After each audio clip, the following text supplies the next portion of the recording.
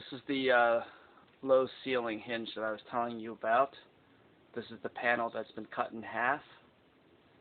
The other half is a permanent panel on top. And so that top panel is fine. This is the garage door track.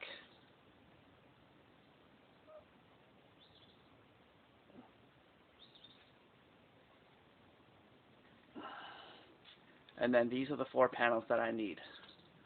One that has a glass, the second, the third, and then the bottom, the 4th. The tarp here is to cover up the damage and the rain, but this is what a good door looks like.